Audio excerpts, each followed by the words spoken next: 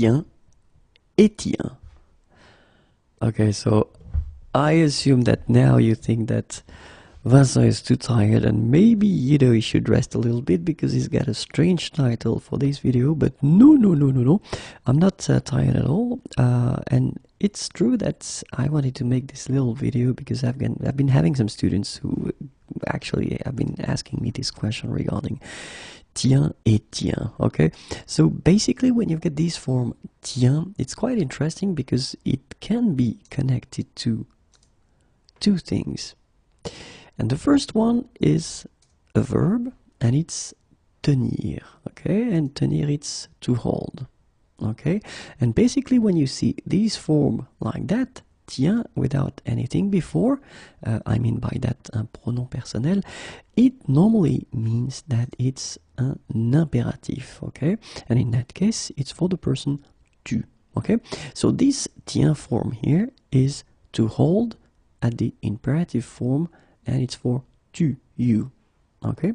But it's also what we call une interjection. It's actually, well, these words that you will use to express feelings. So in that case, it can be for a surprise, or it can be to attract the attention. We use tiens as well, and then basically it could be translated with hey, look, well. So other possibilities, of course, okay, but it's une interjection, and it's quite interesting because this word actually can have these two connections. All right, so let's see now. Oops, the arrow is still there, so maybe I am tired. Okay, so we've got this tiens here, okay, and in the first example we will have, so it will be connected with tenir. Tiens mon sac, okay, so hold my bag.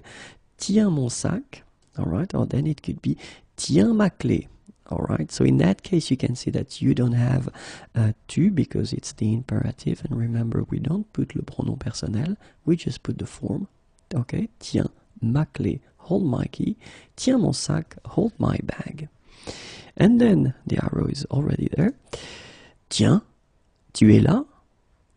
Okay, so basically you want to express a surprise in that case because maybe you were not expecting that person here. So you say, tiens, okay, tu es là, you're here. Or then it could be, tiens, il pleut. Okay, so basically it's raining, il pleut, it is raining, and you're surprised, so tiens, il pleut. Okay, so keep in mind that tiens can be connected to two things. Okay, so the verb tenir, to hold, okay, and it's normally here.